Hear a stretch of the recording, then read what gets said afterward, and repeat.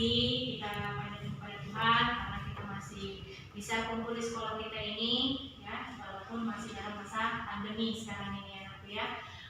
Jadi hari ini kita masuk dengan mata pelajaran baru, bab baru, yaitu tentang mobilitas sosial. Itu tuh ya, ya. Minggu lalu kan udah suruh kalian membaca di bab 2, yaitu mengenai mobilitas. Ya. Jadi diharapkan nantinya, ya, dalam pelajaran mobilitas kali ini, ya, kita mengetahui, ya, apa itu pengertian mobilitas, ya, apa itu pembagian daripada mobilitas, ya, lalu faktor-faktor apa yang menyebabkan terjadinya mobilitas. Jadi nanti apa pengaruh mobilitas ini dalam kehidupan kita itu di sini kita pelajari. Ya, Ibu harapkan, ya, dengan pelajaran mobilitas ini kamu nanti bisa, ya, membandingkan diri kamu dengan keluarga kamu, ya, dan juga orang sekitar kamu. Masuk kemana dia? Mobilitas mana dia? Ya, mobilitas vertikal kah, horizontal kah? Ya, jadi mobilitas ini nanti kita mempelajari yang bentuk pergerakan atau kemajuan seseorang. Bisa dipahami aku? Bisa. Nah, untuk untuk mempersingkat waktu karena waktunya itu kita sebentar ya. Nah, langsung kita masuk kepada mobilitas di bab 2. Bab bukunya bab 2, ya, yaitu mobilitas sosial. Ya. Ini dah dia judulnya.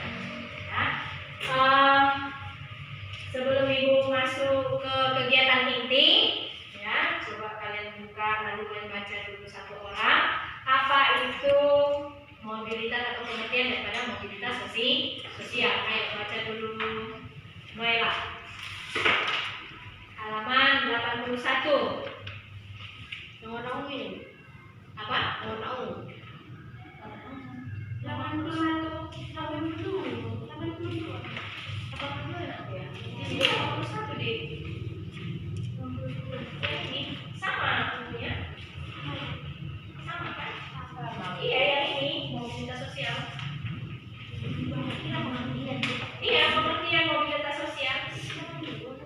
82. Oh, mungkin di buku saya 81, di buku 82. Karena di buku Ibu 81 di sini. Pengertian mobilitas sosial. Perhatikan cerita keberhasilan Mas'ud di atas. Apabila kondisi ekonomi keluargamu sama dengan Mas'ud, mudah-mudahan kisah Mas'ud dapat menginspirasi. Seandainya kalian saat ini lebih baik kondisinya dibandingkan saat Mas'ud di SMP, kalian tentu harus jauh lebih sukses dari Mas'ud. Kisah keberhasilan Mas'ud pada teks di atas merupakan salah satu contoh mobilitas sosial. Oke, sampai di situ, ya. Nah, coba lihat yang warna ungunya. Ada warna ungu kan? Ada yang warna ungunya aku? Ada. Itu kisah seseorang yang bernama Mas'ud. Itu put ya, Nak, ya. Kalau ejaan dulu oe itu oe, ini sama dengan u. Juga ejaan zaman dahulu kan sama dengan dahulu, ya. Nah, apa rupanya kisah daripada Mas'ud itu nanti? Apa kisahnya? Yang di bukunya itu apa? Apa kisahnya? Tadi nggak dibaca semuanya kan? Berkisah tentang apa itu Mas'udnya? Orangnya hanya mampu menyekolahkan sampai tingkat SMP. Orang tuanya hanya bisa menyekolahkan dia sampai tingkat SMP. Lalu apa lagi? Demikian Mas'ud tetap bercita-cita menambah pendidikannya hanya sampai SD. Lalu apa lagi? Mas'ud tetap bercita-cita melanjutkan sekolah ke jenjang yang lebih tinggi. Ya, ada niat untuk melanjut ke lebih tinggi.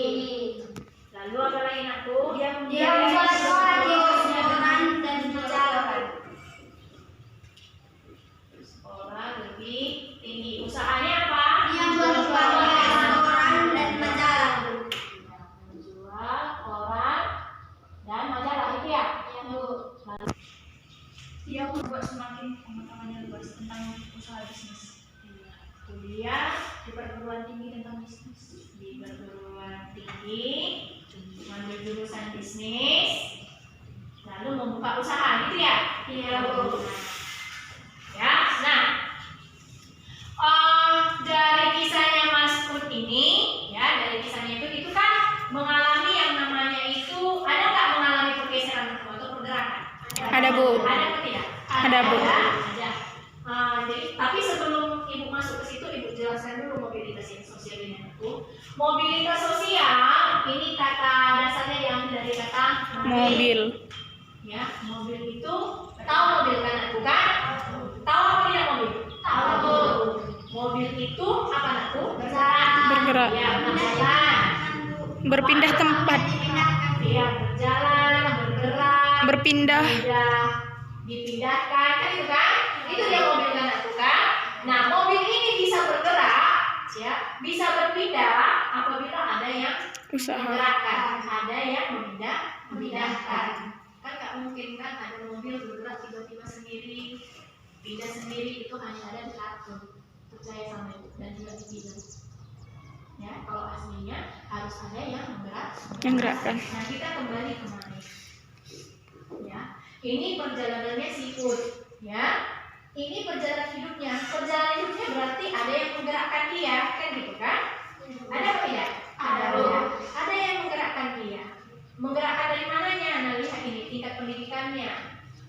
Orang tuanya hanya sampai SMP. Ya, SMP. Tapi di dalam diri dia, ya, di dalam diri dia ada keinginan, besar harapan, kuat tekadnya, ya. Untuk apa? Untuk meraih pendidikan yang lebih tinggi. Untuk meraih pendidikan yang lebih tinggi ini, nakku, ini sudah mengalami yang namanya Pergerakan. Bisa dipahami? Bisa, Bu? Bisa. Bu. Sudah mengalami yang namanya pergerakan. Ya. Pergerakan apa namanya? Pergerakan sosial. Dia nggak mau dong. Oh iya, aku sampai SMP nggak mau dia. Aku harus bisa sampai dengan sarjana. Nah, seumpama dalam mobil tadi, kalau mobil bergerak harus ada yang menggerakkan. Sama dengan diri sendiri. Kalau untuk mau bergerak maju, bergerak ini ada dua ya, bergerak maju dan bergerak mundur. Yang bergerak maju dan bergerak mundur, siapa yang mengendalikan diri kita? Bisa dipahami? Nah, untuk bergerak maju, si Ud ini membuat atau melakukan suatu usaha untuk mencapai yang ini tadi, nakku. Iya. Ya, kuliah dia capai untuk ini usahanya. Ini usaha dia. Usaha dia apa? Ini usahanya. Kan gitu? Nah, jualan, kerja, ya. Biar tercapai apa? Ini. Kan gitu? Nah, setelah tercapai ini, ya, setelah tercapai ini, dia membuka ini.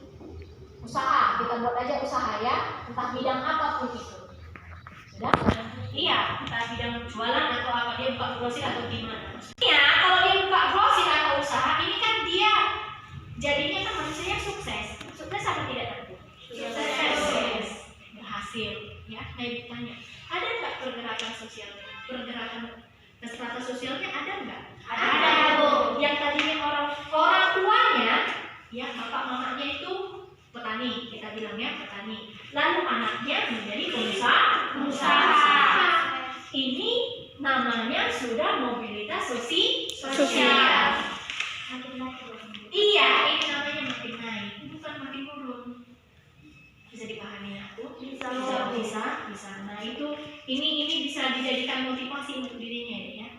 Jadi kalau misalnya kebanyakan gini ya, kebanyakan anak murid begini, ya, yang ibu alami yang dari pedesaan begini ya. Orang tuanya petani, mama kita petani dong ya. Mayoritas di tempat kita petani apa tidak? Ya, petani. Lalu ada yang misalnya dia jadi asisten rumah tangga, misalnya cuci baju orang, nyetrika baju orang. Lalu ada yang jualan, kan gitu kan? Sedangkan kamu kepingin itu menjadi orang yang berguna.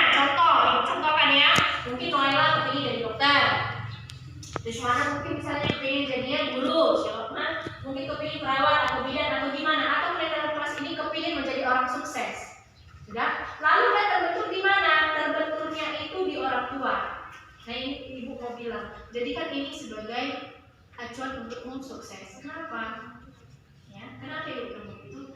Orang itu kalau kata peribahasa, ya, bukan hanya satu jalan menuju Roma, ada 100 jalan menuju Roma. Sama itu kalau kamu mau maju, jalan menuju sukses itu nggak hanya satu, tapi 100. Kamu bisa kerja sambil kuliah, bisa tidak? Bisa, Bu.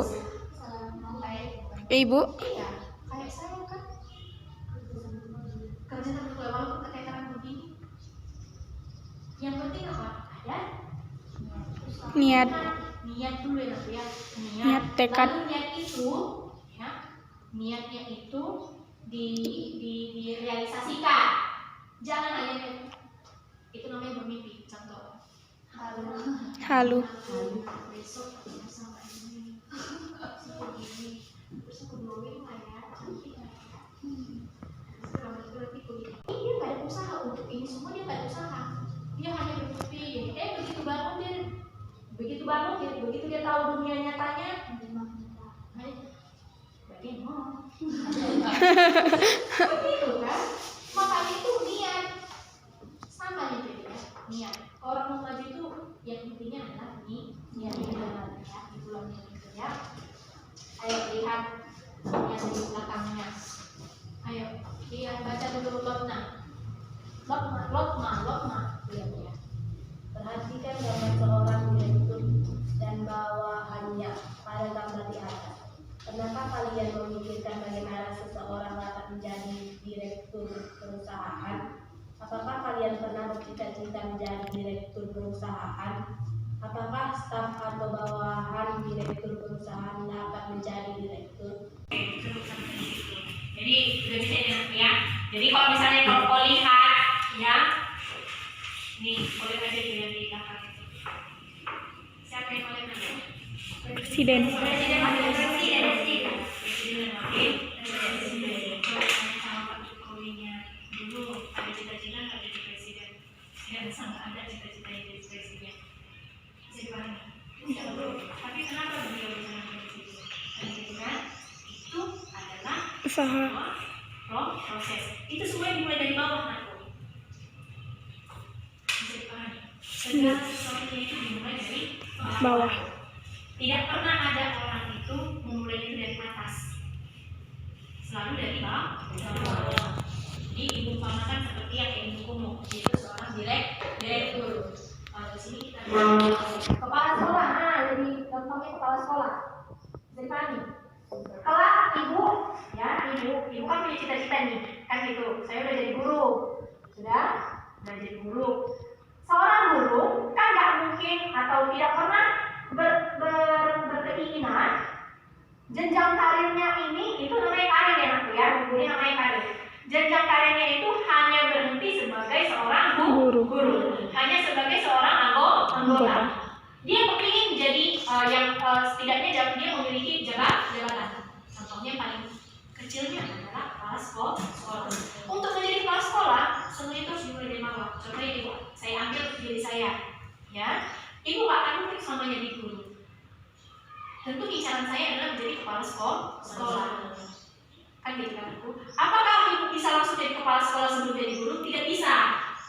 Jadi guru dulu, dari bawah dulu, anggota dulu, baru menjadi atasan. Ya, jadi nggak ada yang langsung instan, nggak ada yang ya. Jadi semuanya itu ada prosesnya dulu. Yang namanya proses itu namanya mobilitas. Nah, lihat dia di sini ya. Dilihat dari contoh-contoh kasusnya, mobilitas itu nanti dibagi atas dua ya, Bu ya. Mobilitas sosial dibagi atas dua. Yang pertama mobilitas apa, Bu? Vertikal sama horizontal. Iya, horizontal.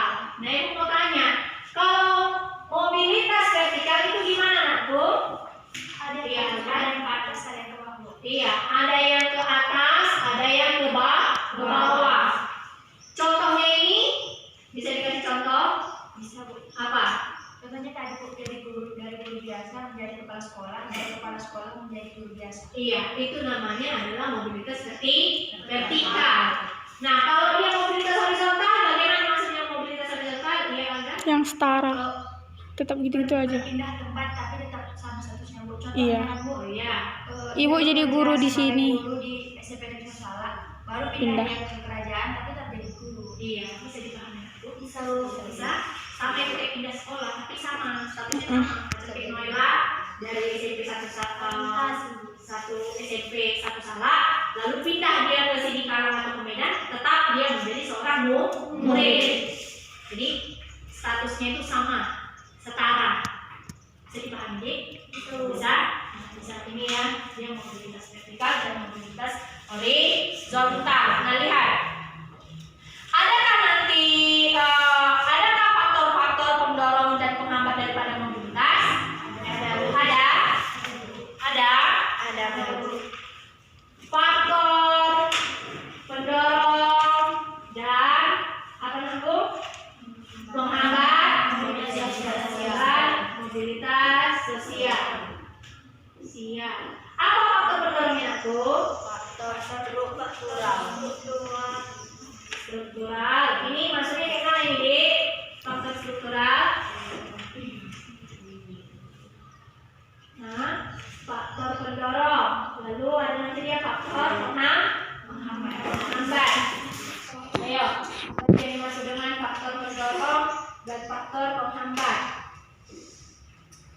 Faktor pendorongnya apa tadi? Satu faktor struktural. Lalu yang kedua faktor individu. Yang ketiga faktor sosial. Yang keempat faktor ekonomi. Lalu faktor politik. Itu aja. Kemudahan dalam akses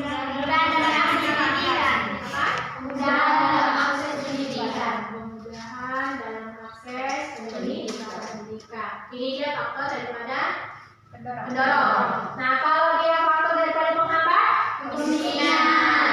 kemiskinan, diskriminasi. Lalu hanya itu aja. Oke. Yang dua ini masuk kepada faktor penghambat. Nah, sekarang Ibu jelaskan daripada faktor struktural. Nanti Ibu jelaskan nomor satunya. Kamu bisa lah yang mencari nomor 2, 3 dan selanjutnya. Bisa kan? Bisa, Bu. Bisa, Bu. Nah, faktor pendorong salah satunya adalah struktural, ya. Struktural itu sama seperti kayak organisasi susunan dalam suatu organisasi. Bisa dipahami itu ya. Itu dia namanya struktural, ya. Struktural itu adalah susunan dalam satu organisasi. Nah, sama seperti yang Ibu bilang itu. Misalnya kita ambil dalam satu organisasi itu misalnya yang paling dekat dengan kamu ya adalah OSIS. Ibu nggak tahu kalian aktif apa tidak di OSIS, Ibu nggak tahu. Ada organisasi OSIS kalian? Ada belum? Kan? Ya. Biasanya yang masuk ke OSIS ini biasanya ya yang tahu ya adalah orang-orang atau anak-anak yang Terpercaya. aktif. Ya, yang aktif, yang punya karya inovatif ataupun imajinatif dan yang kreatif. Biasanya ini yang dimasukin ke sini itu biasanya orang-orang pintar. Sudah biasanya. Nah, dalam OSIS ada apa strukturnya? Ada, Bu. Ada. Struktur daripada OSIS itu kan yang pertama apa? Ketos. Apa? Ketos. Iya. Ketos. Iya. OSIS lalu. Waketos. OSIS lalu. Bendahara. Sekretaris. OSIS lalu. Anggota OSIS. Anggota OSIS ini kan dibagi lagi kan, bukan? Ada dia bagian Keamanan. lalu ada bagian UKS. kebersihan, lalu ada bagian UKS. udah kamar sekolah udah, kebersihan udah, lalu UKS, Bu. UKS, lalu Iya. pramuka itu masuk kepada organisasi lagi, beda. Iya. Itu aja kayaknya, Bu. Hanya itu aja. Iya. Biasanya kalau jadi anggota orang nggak begitu berminat kan, bukan? Berminat apa tidak? Enggak. Biasanya incarannya itu biasanya Ketos. ya untuk murid-murid yang seperti yang bilang tadi adalah ketua OSIS, wakil ketua nggak begitu enak ya, ketua OSIS, sekretaris, bendahara. dan bendahara. Dan yang ketiga ini lebih dibeli nanti yang ini, yang nomor 1 dan yang nomor 3. Kan begitu kan? Orang paling suka itu nomor 1 dan nomor 3, yaitu bendahara OSIS dan ketua OSIS. Bisa dipahami? Bisa. Ini yang ibu sebutkan ini namanya adalah Struktur. Sudah. Nah, kita masuk ke sini tadi anakku ya, faktor pendorong. Ya, faktor pendorongnya. Seorang siswa apabila ingin mengambil ini kan tuh jadi ketua OSIS, dia harus yang namanya itu bergiat. Yang pastinya ketua OSIS itu identik dengan seorang yang pintar. Gak pernah ada ketua OSIS itu yang apa? Iya, yang bandel, yang nakal, yang bolos, apa lagi? Yang bodoh, yang malas, itu gak ada. Biasanya OSIS itu cerminan daripada murid yang Teladan. cerdas, rajin, rapi. Lalu bonusnya apa? Ganteng. Kita bilang bukan ampun bang jago, bukan ya. Tapi yang pastinya ganteng. Lalu kalau perempuan identik dengan Cantik. cantik. Kan kalau udah masuk dia kan ketua OSIS itu cantiknya putih mulus tinggi, rambut terurai, body semampai. Ada nggak kayak gitu? Ada nggak yang gitu di sekolah ini? Nggak tahu. Ketua OSIS yang ada di sini perempuan atau laki-laki? Nggak tahu. Kak Nanda kan? Ananda. Nanda anak 91. Anak 91. cantik. Tinggi. Tinggi, Bu. Putih. Putih, Bu. Ayo, dan kan berarti representasi daripada ketua OSIS. Nah, ibu mau tanya sama kamu. Coba tanya sama si Ananda yang namanya. Nanda. Ada. Coba tanya sama dia. Ada nggak usaha dia untuk mendapatkan ini? Ada, Bu. Iya, ada pasti usaha dia untuk mendapatkan ini. Usahanya itulah yang dinamakan sebagai faktor pendorong untuk mendapatkan apa ini, posisi ini yang ada di bagian struktural. Kan gitu. Kalau hanya untuk mencari anggotanya kamu nggak perlu kita usaha. Yang penting apa? Kenal aja. Ya udah. Kemudian kan biasanya pemilihan itu kan diminta apa namanya? Votingnya, voting kalian. Saling gitu, kertas kan? Kalau banyak temanmu, dapat apa sebagai anggotanya saja. Jadi biasanya kalau ngambil ini yang orang-orang favorit di sekolah kan gitu kan? Nah, untuk mengambil ini harus ada usaha. Usaha itulah yang dikatakan sebagai faktor pendorongnya untuk mendapatkan posisi di dalam satu struktural. Bisa dipahami dengan faktor pendorong untuk struktural?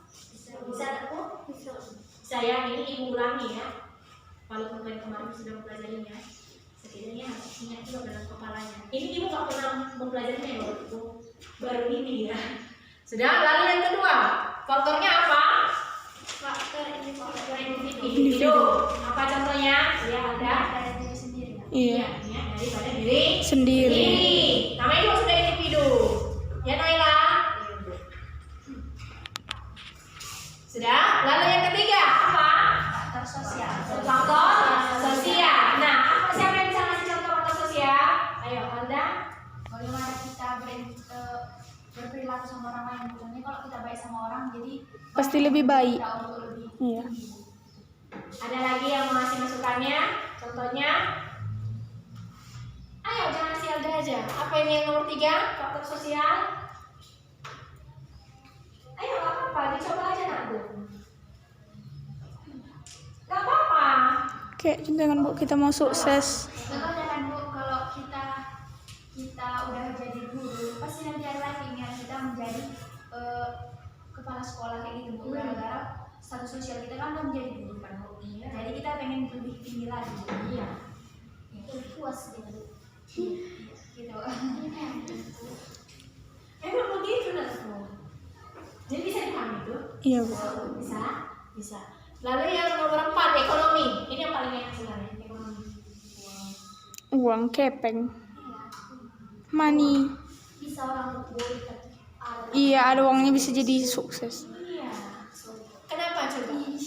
Kenapa dikatakan ekonomi sebagai faktor pendorong? Karena kan Bu, contohnya Bu, kita mau sukses pasti butuh uang Bu. Karena contohnya kan Bu, Ibu mau Ibu mau S berapa Bu? Hah? Ibu mau S apa? S berapa Bu? Pokoknya harus SPM. Ya itulah. Kalau Ibu kan Bu mau naik ke situ kan butuh uang juga Bu, mau kuliah. Kalau Bu? Begitu. Gitu dia. yang bisa naik bungkus. Iya. Oh, gitu. Iya Bu. Gitu dia ya. Begitu ya. Yang lebih spesifiknya nggak tahu. Ini adalah yang paling sering terjadinya mobilitas sosial. Kan gitu. Kenapa? Biasanya ekonomi seseorang itu membuat seseorang itu untuk bergerak lebih maju. Ya, contohnya kan Bu, kalau orang tuanya udah jadi guru, dia pasti pengen melebihi orang tuanya kan? Iya. Tapi yang lebih mengena lagi sebenarnya kemiskinan lah, atau ekonomi yang rendah lah, yang membuat kita itu pada semangat untuk ini, untuk lebih semangat untuk biar ya apa namanya untuk lebih maju, menghasilkan uang yang banyak. Kayak cerita yang ini tadi ya. Iya, kayak ini tadi. Ini kan di faktor ekonomi nih. Orang tuanya hanya sanggup sampai dengan tamat SMP. Gitu. Tapi dia berpikirnya jadi tamat kuliah. Dia maunya jadi sampai sarjana. Usahanya apa ya ini tadi yang dibilang tadi, dia jualan apa segala macam, dapatnya sarjananya, lalu dia menjadi seorang pengusaha yang sukses. Itu adalah faktor sosial. Lalu masuk ke politik. Apa itu aku? Contohnya politik, lalu yang keenam ini nanti kau cari ya. Cari nanti di buku aku ya. Oh apa? Contohnya kan Bu, kalau ada satu partai kan Bu, terus kita pengen jadi dewan, jadi kan kita udah masuk dalam partai itu Bu, jadi kita di situ lebih aktif Bu, biar nanti kita yang direkomendasikan baru dibantu untuk jadi dewan Bu. Iya. Bisa dipahami dulu dalam bidang berpolitik ini. Bisa? Bisanya itu? Bisa. Saya iya, namanya politik biasanya gitu. Jadi kalau dalam berpolitik ini kita harus lebih aktif. Biar ketuanya melihat, biar pembinanya melihat, oh ini lebih layak untuk direkomendasikan untuk menjadi apa yang dia inginkan. Kan gitu kan? Lalu yang keenam nanti dicari dan pulang lalu kita masuk ke faktor penghambat. Faktor penghambat itu ada dua. Apa tadi Nakku? Satu, kemiskinan. Lalu yang kedua, diskriminasi. Nah, yang mau tanya apa itu diskriminasi? Dibedakan. Iya, diskriminasi itu sama dengan Pembedaan. Itu dia diskriminasi itu ya. Nah, ini mau tanya, kenapa dikatakan faktor penghambat itu kemiskinan dan diskriminasi?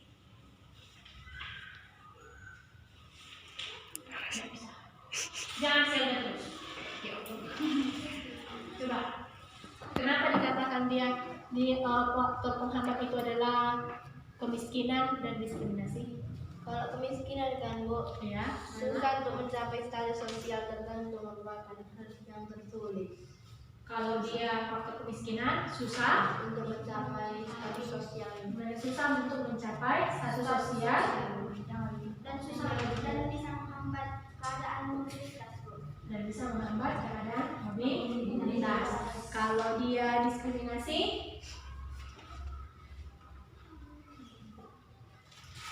iya ada. Kayak yang contohnya yang di luar negeri kemarin itu kan Bu, gara-gara dia kulitnya hitam jadi dia dibedakan gitu Bu. Ya, biasanya gitu ya Bu ya. Yang minoritas ya disisihkan dari yang mayoritas. Karena itu sudah diskriminasi. Contoh kan itu sama kayak misalnya kalian berteman. Nah berteman kan itu kan sering dialami kan di sekolah kan? Sering. Kalau dia bodoh, jelek, mana mau berkawan sama dia? Apalagi kalau sedang berkawan, yang bodoh aja lah, malah cakap ibu bilangnya yang bodoh. Kalau ibu jadikan satu kelompok, pasti kamu gak akan. Kalau saya bilang kamu satu kelompok dengan dia, pasti yang pintarnya atau kamu pasti ini. Iya. Iya Bu, makanya kalau di kelompok, kalau kita yang di kelompok kan Bu, Iya. yang pintar sama yang pintar. Pokoknya nyari yang satu apa? Satu server. Iya, nyari yang satu server. Yang tukang gosip, nah nyarinya sama-sama yang satu gosip. Pokoknya sejalan lah. Lalu yang suka boneka, menggosip, boneka, makan, nah carinya yang begitu juga. Kan gitu. Yang pintar pasti nyarinya yang pintar. Gak mungkin nyarinya yang bodoh. Lalu yang bodoh kemana? Ya di kelompok keuangan. Dan kata lain yang bodoh bersatu. Akhirnya apa? Ketinggalan mereka. Harusnya kita sama-sama. Iya, harusnya begitu. Jadi kan kalau di dunia, kalau kita bawakan ke dunia sekolah pendidikan kan kalau lebih banyak begitu jadinya kan gitu. Akhirnya apa? Kamu sendiri yang pintar bisa menghambat daripada pergerakan teman kamu yang kurang mampu.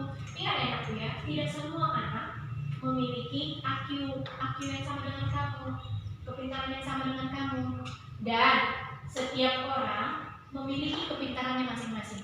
Harus Berbeda. Ya, mungkin contoh ya, si Noella dalam bidang misalnya matematika dia nggak pintar, tapi misalnya dalam bahasa Inggris dia jago. Lalu misalnya siapa Rizwana, dia nggak pintar dalam bahasa Inggris, tapi dalam bidang memasak prakarya dia jago. Belum tentu kamu bisa.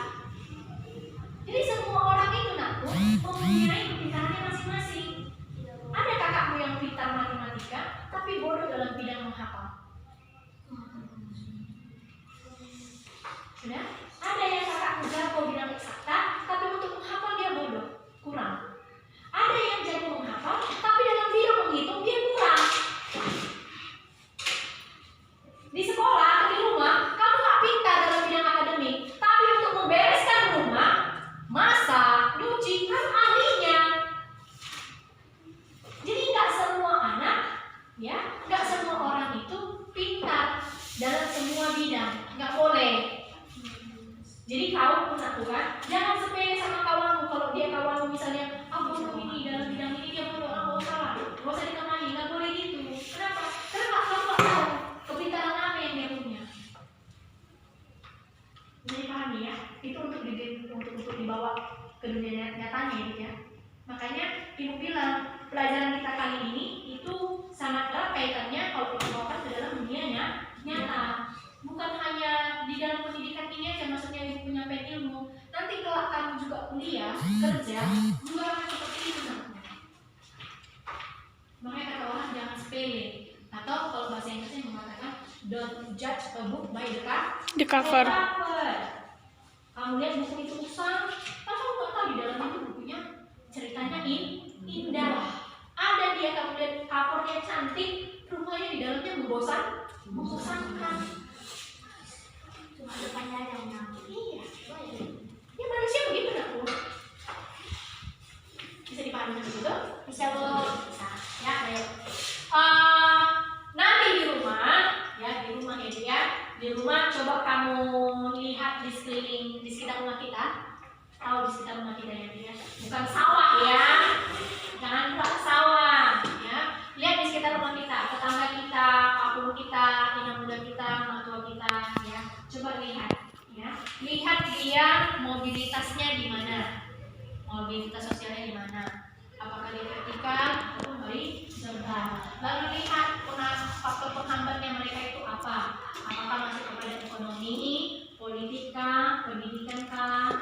Ya, itu tugasnya secara pribadi. Nanti dikumpulkan sama itu tugasnya itu ya. Lalu buka bukunya halaman 99. Ya, mobilitas ini nakku erat kaitannya dengan pluralitas. Apa itu pluralitas? Pluralitas artinya adalah keberagaman. Tahu ya? Tahu karena itu kayak bahasa Inggris kan ada dia plural, ada dia bahasa Inggris. Tahu bahasa Inggris? Udah lama kami nggak les bu. Hah? Udah lama nggak les. Jadi lupa. Hanya kami tahu ampun bang. Oh iya ya, sama dengan yang TikTok itu ya, kiri. Oh, seperti itu ya. Mobilitas ini, yang mobilitas sosial ini erat kaitannya dengan pluralitas. Ya, di Indonesia kita ini masyarakatnya adalah plural, bukan jamak ya. Kalau jamak berarti hanya sejenis, agamanya sama, sukunya satu. Kita tidak, kita agamanya banyak. Ada berapa agama? 6. Ada? 6. Apa aja itu? Agama Islam. Tahu? Agama Siapa nama? Lilis. Iya, agama apa Lilis? Agama Kristen, agama Islam, agama Katolik, Buddha, Konghucu, Hindu, Buddha. Iya. Udah. Oke, ada 6 agama ya. Kita mulai daripada Muslim yang paling mayoritas. Kita ambil yang mayoritas pertama ya. Ada Muslim. Lalu yang kedua Kristen. Kristen. Yang ketiga Katolik. Lalu yang keempat Hindu. Yang kelima Buddha. Yang keenam Konghucu itu sama dengan aliran kepercayaan. Itu kayak pekong-pekong ya, itu Konghucu namanya. Kalau kita di Sumatera Utara, kalau kamu pernah dengar, kalau untuk suku Batak ya, ada namanya agama Parmalin. Jadi dia nggak menyembah Tuhan. Agama Parmalin ini nggak mengakui Tuhan ya anakku ya. Jadi kalau dia itu bisa dikatakan percaya animisme. Pohon-pohon gede, lalu ayam, ya mereka menyembah ayam atau apa gitu. Matahari, nah itu namanya itu animisme. Kalau kita di Batak itu namanya agama Parmalin. Agama Parmalin itu mirip ke Muslim ya nanti ya. Iya, agama Parmalin itu mirip ke Muslim. Mereka tidak makan yang namanya daging babi, nggak bisa makan darah. Contohnya motong ayam nih, jadi ayamnya nggak boleh. Darahnya itu kalau kita orang Batak, maksudnya orang Batak, maksudnya yang Kristen, kemudian didarahi nggak kan, baru enak mantap. Tapi kalau apa GPD ini bukan bisa makan. Iya, tapi GPD masih bisa makan daging Iya. babi.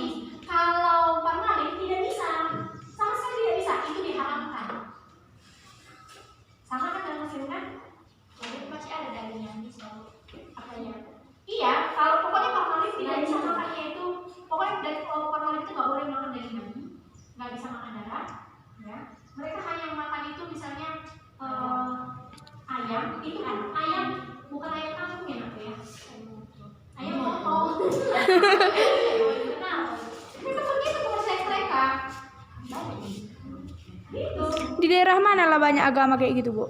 Di Bali G. Iya. Orang Bali G sana, arah Korsea sana tuh banyak. Toba Samosir ya, itu banyak. Korsea itu banyak, itu masih banyak. Samosir kalau tidak salah adalah 1-2 orang itu ada. Jadi agama Parmalin ini, agama ini lebih identik ya untuk yang Muslim ya, lebih identik ya ke Muslim. Jadi mereka tak percaya sama Tuhan. Hanya bedanya mereka tak percaya sama Tuhan. Mereka hanya percaya sama alam. Jadi kalau mereka ada petanda-petanda apa gitu, mereka hanya lihat dari alam. Ya, hanya. Tadi ibu bilang agama kita di sini banyak ya, pluralitas ini. Lalu suku pun kita banyak ya. Banyak kan? Banyak tuh suku yang kamu tahu lagi, dari tahu lagi. Suku apa ya? Suku Batak, suku Melayu. Jangan bilang Batak, aku salah. Salah. Suku itu, ya ini ibu kasih ilmu sedikit ya. Klannya itu, sukunya klannya dibilang klan. Ya. Sukunya itu, suku klannya itu klan Batak. Tapi Batak ini Dibagi lagi. Batak ini dibagi. Ada berapa kita Batak? Kita mulai dari yang banyak. Kita mulai daripada yang paling tua, suku Papak. Ya, suku yang paling tua itu Papak untuk Batak. Amazing. Papak, lalu masuk ke Baba, lalu masuk ke si Malungun, Karo,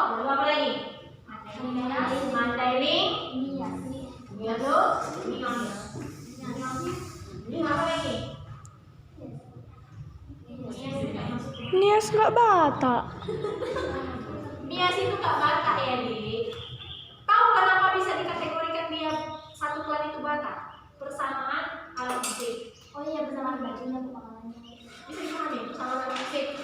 Di apa ada musik tiupnya kan? Ada apa namanya? Seru deh. Seruling. Di Toba ada juga musik tiupnya. Sanmena. Di Simalungun ada. Di Karo ada. Mandarin Natal ada. Lalu buat apa lagi? Angkola. Itu di daerah mana itu, Bu? Mandarin Natal di daerah tahu Padang Sidempuan. Tahu. Tapanuli. Itu biasanya yang Burung Siregar, Nasution itu masuk kepada Mandarin Natal. Nah, tapi kalau misalkan Angkola, dia itu kalau pernah dengar nama daerah Sipiong, apa gitu, daerah sana. Kenal. Ya, pokoknya dia di daerah-daerah dekat-dekat apa namanya?